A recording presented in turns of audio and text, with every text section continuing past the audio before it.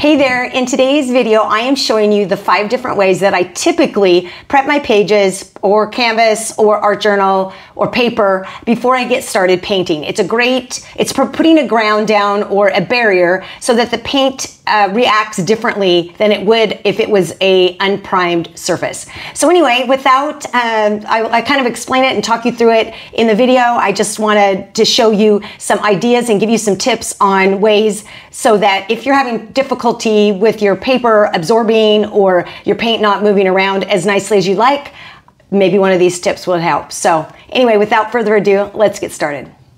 Probably well, I don't know if easiest is the right word, but the most common or typical way to begin prepping a page, and I'm using a book here, but you could use anything. I just want you to be able to see what I'm doing.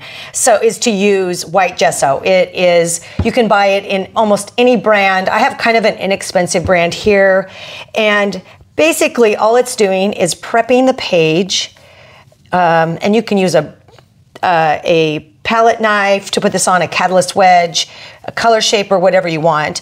It is a light, I just usually put a light coat. And in this case, I'm not going all the way to the edge, although probably if I was doing a canvas or some other substrate, I would definitely go to the edge. I just kind of want you to see how quick and easy that is. Basically what this will do is it provides a barrier, and the paint will, when you paint on it, the page will not absorb as much paint. So the paint, you can last longer and it moves different than on an ungessoed page. But I'm using this on a book page or a book art journal just so you can see it. But I would use this on an unprimed canvas, on a art journal, although most of the art journals I get I think are primed, but anything that doesn't have a primed surface, this is a great way to start. Now I also know many artists will use their gesso as also a white paint, which is obviously an easy thing to do because it is white, and it has a slightly different property than an acrylic paint, for an example. So you can mix it in and it's a little more transparent. And anyway, so this is just the first way I wanted to show you is probably the most typical and the most standard way of prepping a page. For this next example, I'm also using a vintage book that I've turned into an art journal. And the reason I'm doing this is because I'm going to use clear gesso this time. This is not as common of a use of gesso, but what it does is it allows the surface to be primed, but you will still be able to see the text. So it will not have a white film like the other one. It does look white initially, but you can see almost immediately it turns clear and it dries clear.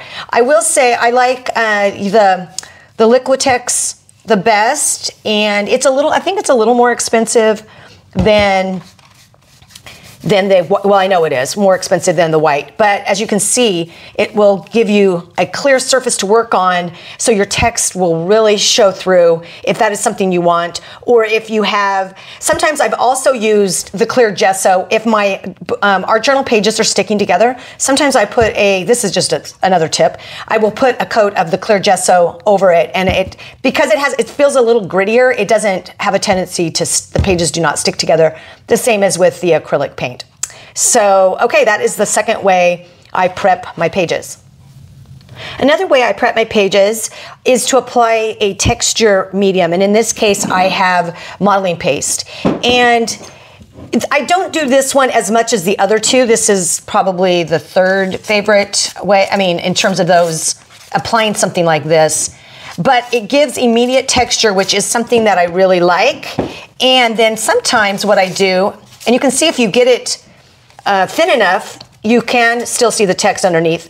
And a lot of times when I'm working in one of these books, I actually do not go all the way to the edges like I showed you in the earlier ones.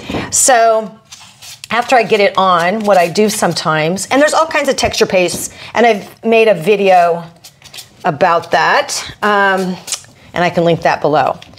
So let's see here. Okay, so I'm just putting a light coat just so you can get the gist of it. But what I might do once I have that coat on, sometimes I will take a tool and I will create marks or whatever into that. And let's say I don't like those marks, I can easily, before it dries, go back over it and smooth that out and say I want something different. So I've been known to, and I have a video on this too, like put words into here, like for a card, put that on and then attach the word thank you or happy birthday or a flower, and then just put a light glaze over the top and it sinks down into those. It makes it's a different effect, and it's just kind of a fun thing to do. So texture paste will also create a first layer when you're starting. Another way I prep my pages, and probably one of my favorite ways, is to use collage papers. And I just grabbed just actual papers, but I've been known to use fabric and cardboard and all kinds of things in my collage. Just for the sake of demonstration, I'm just keeping it simple with old book paper and music paper just for today. So basically when I'm prepping, I wouldn't put anything else down. I start with a matte medium, or any kind of glue. You could use any kind of glue. I like matte medium. It just seems, I just like how easy it is to use and how quickly you can put things down, although obviously a glue stick or other mediums would work as well. Okay, so then what I do is I'm just gonna line that up. You go underneath and then over the top. Sometimes I do not go over the top, and then I smooth it down to make sure it's really, there's no air bubbles. I don't mind wrinkles, but the air bubbles then will sometimes cause it to peel up. So I will say when I first put the matte medium down, it feels like it really soaks, the matte medium is really soaked up into the paper. So sometimes I got to apply it like a second coat there. But anyway, I just kind of pick and choose. I'm kind of starting with the edges here. A lot of times I do that. When I'm working in an art journal, I like all of it to be covered. Or most of it. So I will kind of work with my straight edges so that the whole thing gets covered. But in general, I like these rough edges, and I'll also often, tear that so that there's more of a rough edge. But it's whatever look you're going for. And obviously, I'm a big fan of vintage papers, and so I like the look that color. Oh, I've got two here of that, and I find that they collage very nicely because typically they're very thin, and so they go down easily. Unlike heavier paper is trickier, and you might have to use a stronger medium. So, all right, let's just quickly finish this one up.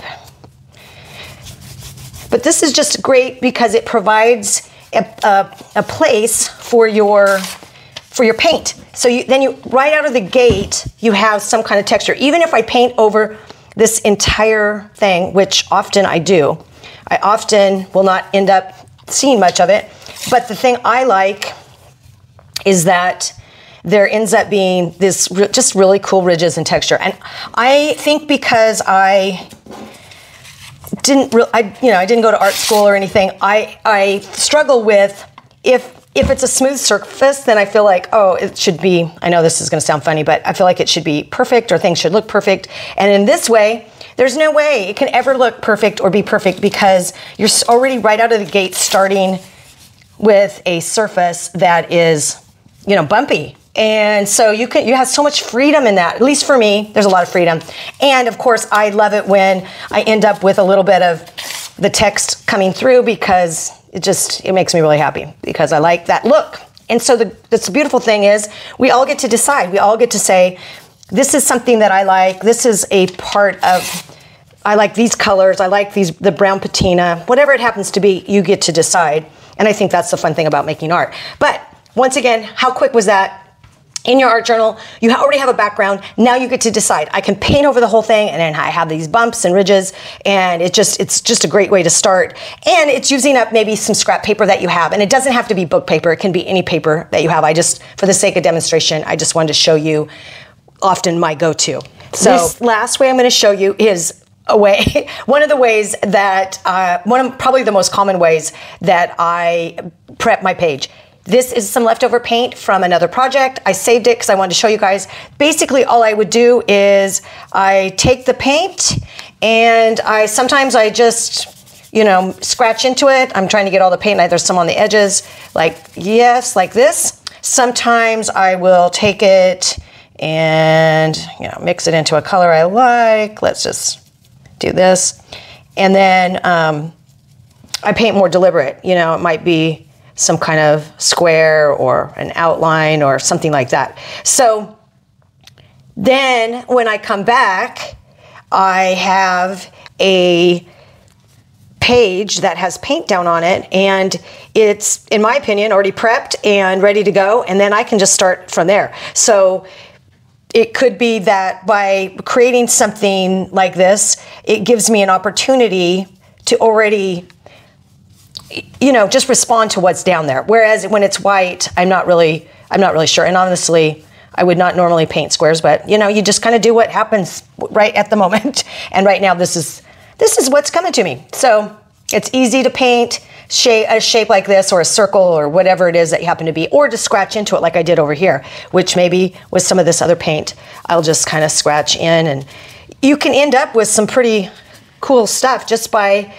using up this paint. So, and not trying to make it into anything great or unique, but there it is. I already have a place to start. When I come back, I can decide how I want to do it, and I've used up all my paint. In this case, I have not used up all my paint, but I will use every stitch of it. And when I get down to, like, there's a little bits here, I will take my color shaper, let me grab one, and I will lift off the paint, and you can get quite a bit more paint. I'm gonna move this real quick and just show you. I'm gonna scrape it onto, I always have an old dictionary at hand, and look at that.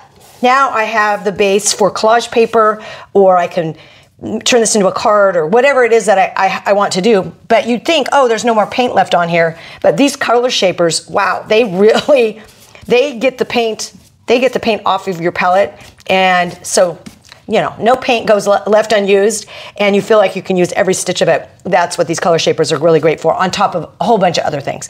But anyway, those are the 5 ways that I get started by prepping my surface, and I'm sure there's a million other ways to do it, but I just wanted to give you some ideas for getting started and getting your, whatever it happens to be, your canvas, your art journal, your book paper, whatever it is, just your regular paper. There's just so many different surfaces that you can use, but these are some ways to get started so that your paint, you're not wasting as much paint, or you're just using up your paint. But it's a great way to prep your surface and have them ready for you to begin painting. So I hope that helps, and thanks for watching, and I will see you next time.